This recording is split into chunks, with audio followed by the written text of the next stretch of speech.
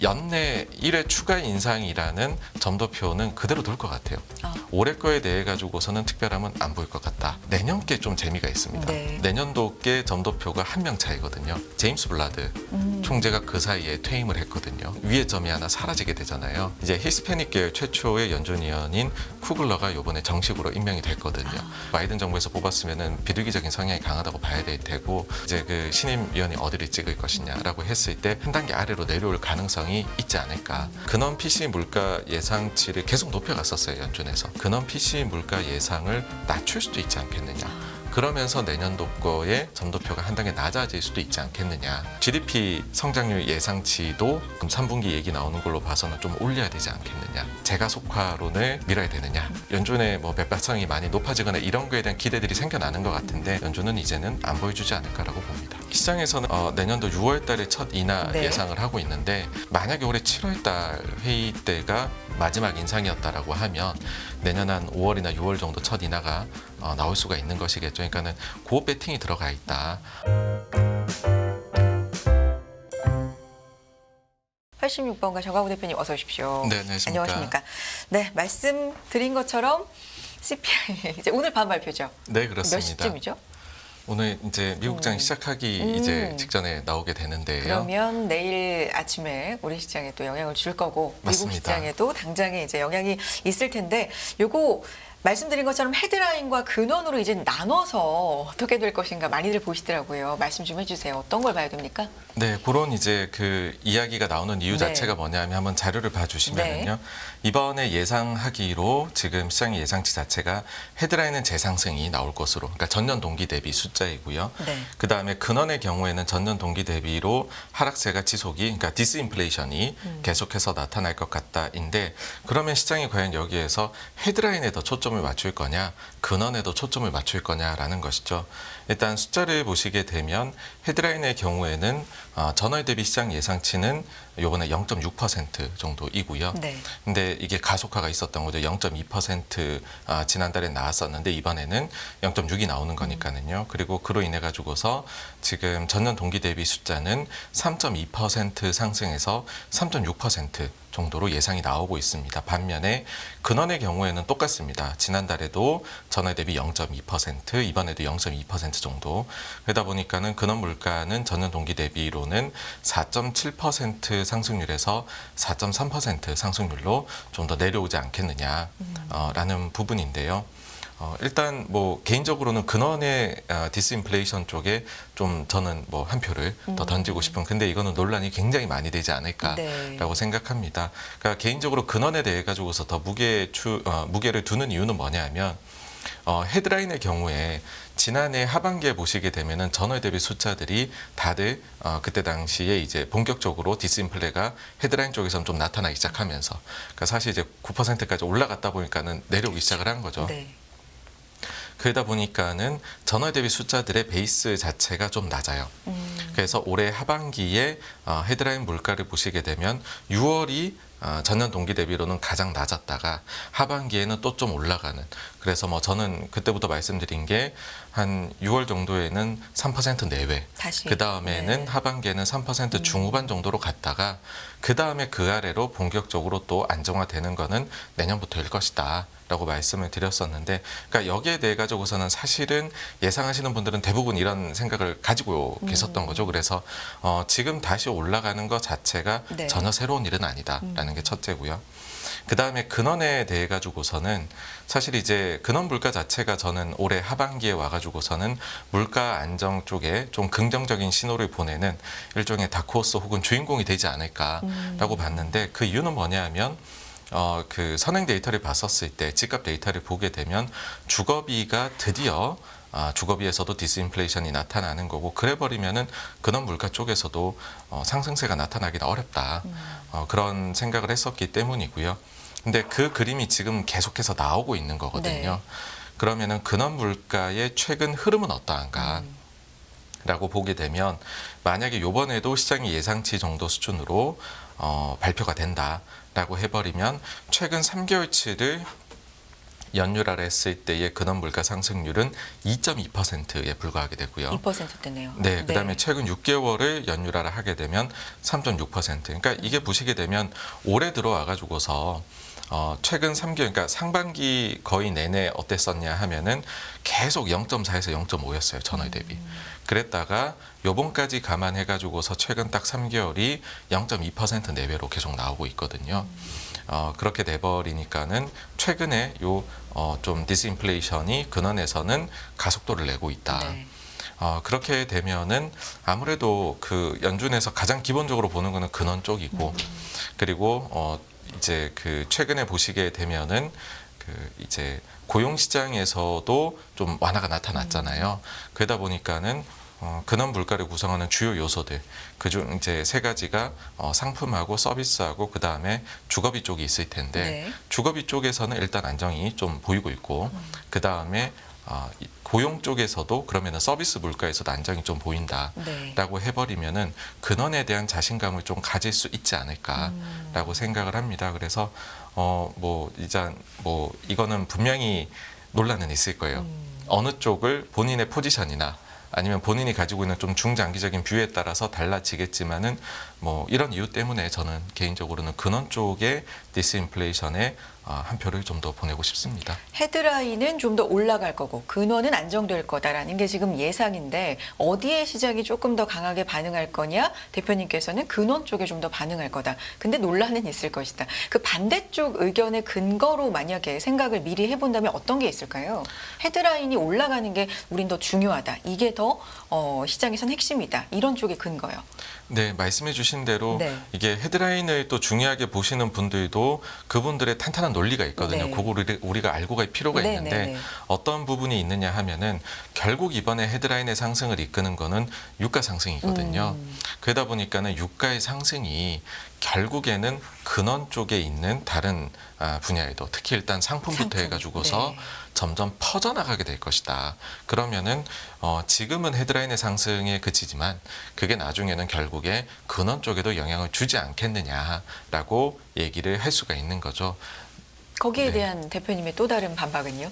네, 이제 거기에 네. 대해 가지고서는 일단 그 자료를 한번 봐주시면은 사실 이제 유가의 움직임하고 그 다음에 단기 기대 인플레이션, 그러니까 뉴욕 연은에서 나오는 거랑 미시간대 그에서 나오는 자료를 보시게 되면 1년짜리 기대 인플레이션이 있거든요.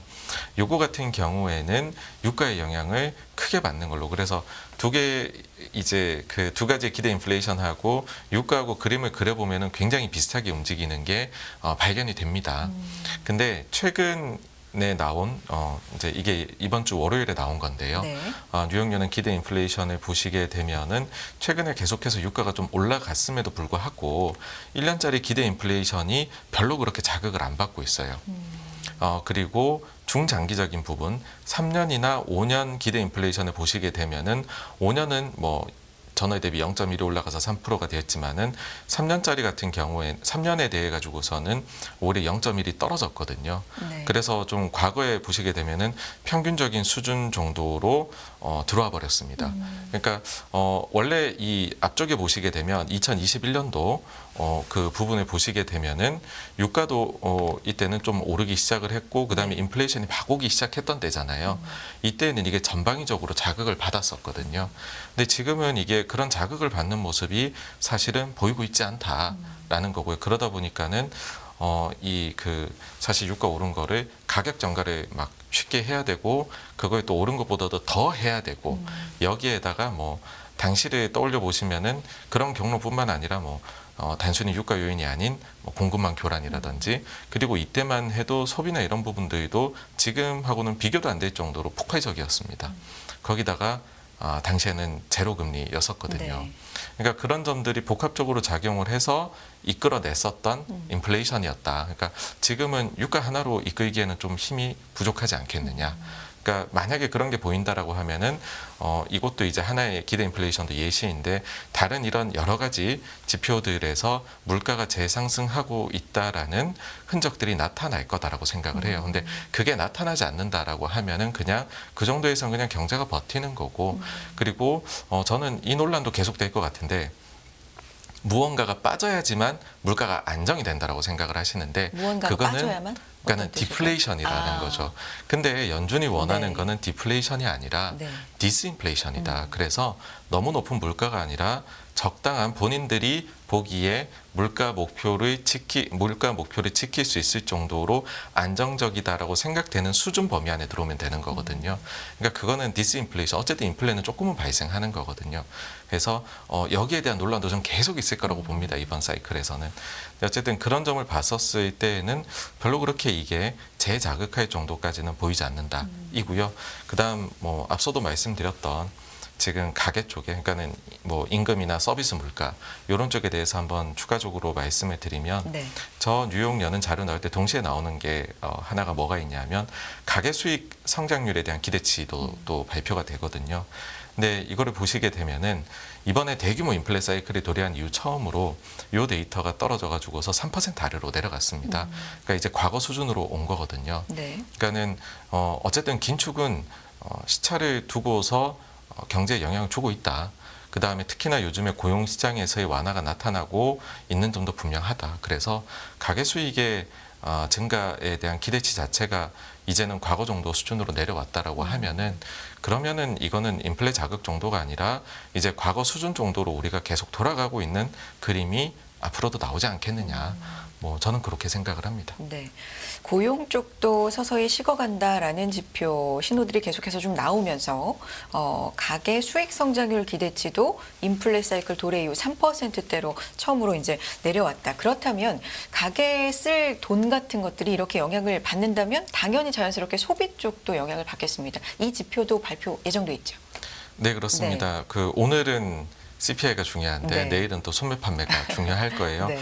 왜 그러냐면은 최근에 뭐 금리 상승을 이끈 주요 요인 중에 하나가 뭐냐면은 소매 판매가 지난달 나온 게 너무나도 좋았었고 예상치를 크게 상회를 했었거든요. 그러다 보니 경기가 재가속화되는 것 아니냐라는 논쟁이었습니다. 근데 저는 뭐 그 소비가 그렇게 뜨겁지도 차갑지도 않을 것 같다. 그러니까 소비가 너무 잘 나오면은 경기 재가속화를 걱정을 하고요. 네. 너무 못 나오면 침체를 걱정을 하거든요. 그렇죠. 근데 그 최근에 발표된 이제 뱅크 오브 아메리카의 자체 고객들의 카드 사용 데이터 요게 나오는데 그 사용 데이터를 보시게 되면은 전월 대비해 가지고서 0.1% 정도의 증가, 계절 조정치를 반영하면은 오히려 0.2% 마이너스가 나오게 되거든요. 네. 그래서 그렇게 뜨겁지 않을 거다라고 지금 예상이 되어 있고요. 나오는 거에 대해서. 그리고 저는 또 한 가지가 소비가 그렇게 뜨겁지 못하도록 만드는 요소가 뭐가 될까라고 해보면은 이제 학자금 대출 관련해 가지고서 이게 원래는 바이든 정부에서 강하게 밀어붙인 것이 안 갚아도 된다 였었는데 이제는 법원 판결 때문에 갚아야 되는 걸로 됐잖아요. 그게 지금부터 시작이 된다라는 겁니다. 근데 이번에 재밌는 것이 그 영향이 이미 지금 조금은 나타나기 시작을 했다라는 건데 구체적으로는 이게 원금에 대해 가지고서는 상환이 재개된 게 10월부터고 이자 납부가 재개되는 거는 9월부터라고 네. 하더라고요. 근데 지금 보시게 되면은 이게 그 미국의 교육부에서 연준의 일반 계정으로 넣어둔 금액의 변화인데 그 금액이 8월 말에 갑자기 이렇게 지금 올라갔다라는 겁니다. 그러니까 이거는 뭐냐 하면은 네. 벌써부터 일부에서는 이자 납부를 앞두고서 상환을 시작을 했다라는 거고요. 그러니까는 학자금 대출에 있어 가지고서 그 이제 상환을 일부 가게에서는 이미 좀 하기 시작을 했다라는 것 자체가 결국에는 소비의 여력이 이러면 좀 줄어드는 영향을 줄 거잖아요. 그래서 소비 쪽은 이제 9월하고 10월하고 본격적으로 학자금 대출이 부담으로 다가오는 시기로 가게 되면 결국에 이게 되게 뜨겁기는 어렵다라는 생각을 하고 이거는 또 영향을 줄 만한 것이 결국은 그렇게 되면 고용시장을 떠났던 인력 중에 꽤 많은 인력이 고용시장을 다시 노크를 하고 돌아오려고 하지 않겠느냐. 네. 그러면은 고용시장의 뜨거움도 그러니까 완화도 추가적으로 있을 것 같다. 단 근데 이렇게 또 말씀을 드려놓고 끝내면 그러면은 속이 되게 나빠지는 것 아니냐.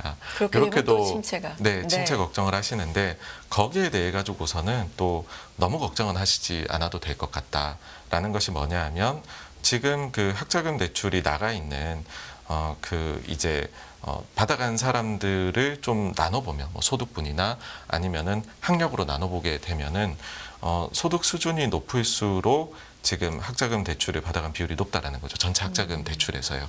그러니까는 지금 소득이 더 높았던 데들은 아직까지 초과 저축이 좀 남아 있다라는 얘기를 하잖아요. 그러니까는 이게 그렇게 소비를 망가뜨릴 정도의 영향은 주지 않을 것 같다. 그 다음에 오른쪽에 보시게 되면은 이게 이제 학력별로인데, 그러니까는 고학력자들이 더 많이 가져갔다. 사실 이거는 뭐 그만큼 학교를 오래 다니고 하니까 학비도 많이 들고. 예, 학비도 네. 많이 들고 뭐 졸업 이후에 뭐 기대 뭐 이제 연봉이나 이런 것들이 따져가지고서 이게 다 나갔을 테니까 이런 분포가 나오는 거는 어찌 보면은 당연하다고 할 수 있는데 네. 그러다 보니까는 결국에 미치는 영향이 분명히 영향은 있는데 근데 그렇다고 해서 이게 또 아주 안 좋은 영향까지는 아니지 않겠냐. 그러면은 이거를 종합해 보면은 그냥 뜨겁지도 차갑지도 않게 나오지 않겠느냐. 그래서 사실 지금 GDP에 대해 가지고서도 성장률에 대해서 말씀들이 많으신데 3분기에는 2분기 대비 가속화가 됐다가 그러니까 네. 소비가 좋아서 요인이 됐다가 4분기에는 이런 것들 때문에 좀 꺾이면은 오히려 2분기보다도 성장률이 4분기에는 둔화되지 않겠느냐 이런 얘기가 나오거든요. 그래서 하반기 전체로 놓고 봤었을 때의 성장률도 뭐 그렇게 특별함은 없을 것 같다. 그래서 저는 뭐 그런 생각에 동의를 하는 편이고요. 그래서 일단은 좀 더 지켜봐야 되겠지만은 실제로 지금 학자금 대출 관련된 데이터가 이미 잡히기 시작을 했다. 그러니까 이거는 앞서 분명히 나올 보여주신 것이다. 그 그래프는 예. 엄청 급증을 했어요. 갑자기. 그렇죠? 네. 이거는 이미 갚기 시작했다라는 방증이다. 네, 실제로 이게 이제 어제 뱅크 오브 아메리카에서 월별로 본인들이 그 소비에 대해 가지고서 컨슈머에 대한 네. 레포트를 내거든요. 거기에서 본인들 카드 사용 데이터를 봤었을 때에도 그런 게 보인다라고 나오고 있는데, 근데 사실 이게 이제 기울기는 굉장히 가파른데, 그러니까요.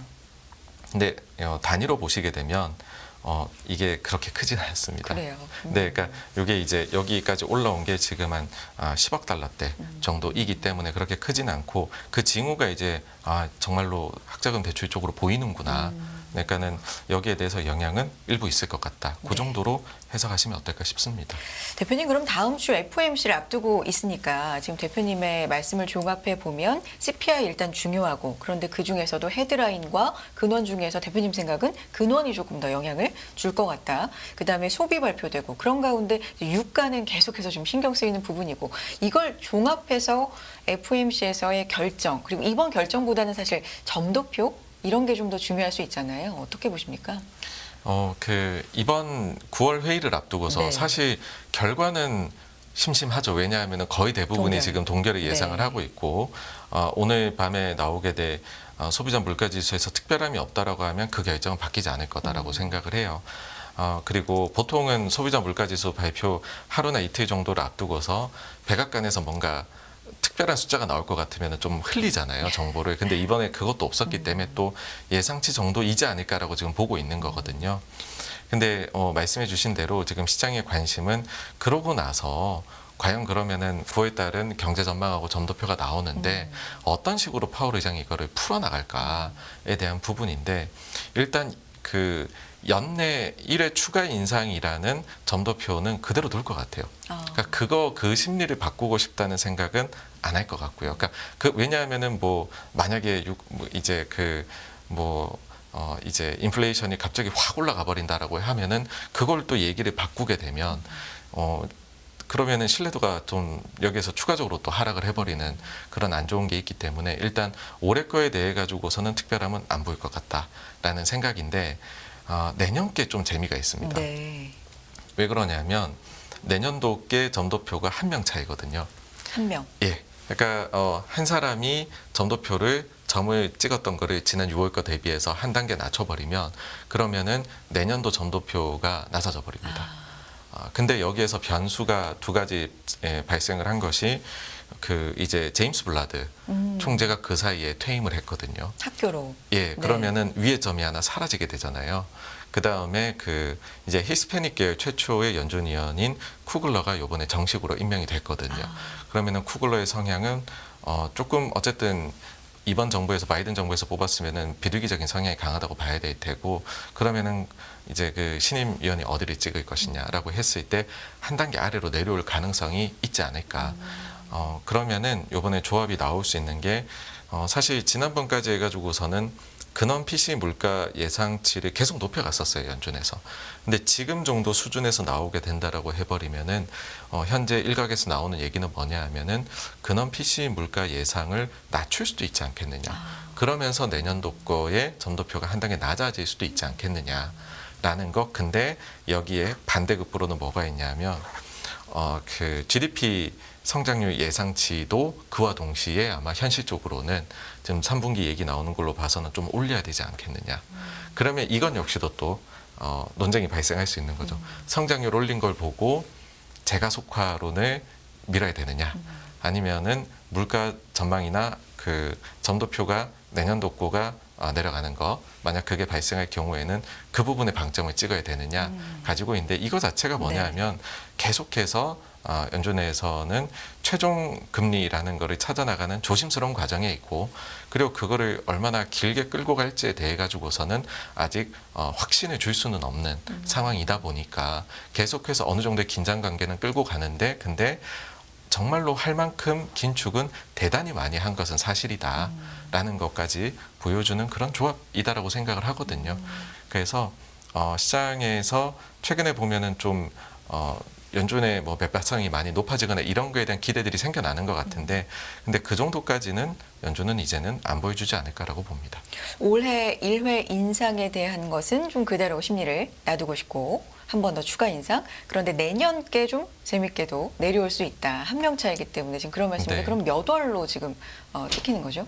시장에서는 네. 지금 내년도 6월 달에 첫 인하 네. 예상을 하고 있는데, 그거 자체는 어떤 거냐 하면은 과거 평균적으로 마지막 인상 이후에 한 11개월 정도 이후에 첫 인하가 있었거든요. 근데 만약에 올해 7월 달 회의 때가 마지막 인상이었다라고 하면 내년 한 5월이나 6월 정도 첫 인하가 나올 수가 있는 것이겠죠. 그러니까는 그 배팅이 들어가 있다라고 보시면 될 것 같고, 일단은 지금 패드와치에 봤었을 때는 추가 인상은 없는 걸로 지금은 나와 있습니다. 그러니까 추가 인상 가능성은 뭐 40%대. 네. 그러니까 아직은 클로즈 콜이죠. 근데 어쨌든 없다라는 게 조금 더 높다 보니까는 6월 달에 첫 인하가 나오지 않을까가 조금 이제 50% 넘게, 약간 넘게 있다라고 네, 그렇게 보시면 될 것 같습니다. 네, 확실히 이번 FOMC는 이번 결과보다는 앞으로 특히 내년도 전망에 네, 그걸 대해서 어떻게 보여주느냐에 네. 따라 가지고 달라질 것 같습니다. 조금 더 주목이 많이 될 것 같고요. 시장의 심리를 보여줄 수 있는 펀드 매니저 서베이 결과도 나왔다고 하는데 어떻게 나왔습니까? 네, 그 이제 결론부터 말씀을 네. 드리면은 여전히 경계심을 보이고 있다라는 것이고요. 지난달 조사 비해 가지고서는 약간 부정적으로 또, 그러니까 사실 전체적으로 이게 보시게 되면 네. 굉장히 부정적인 영역에 있어요.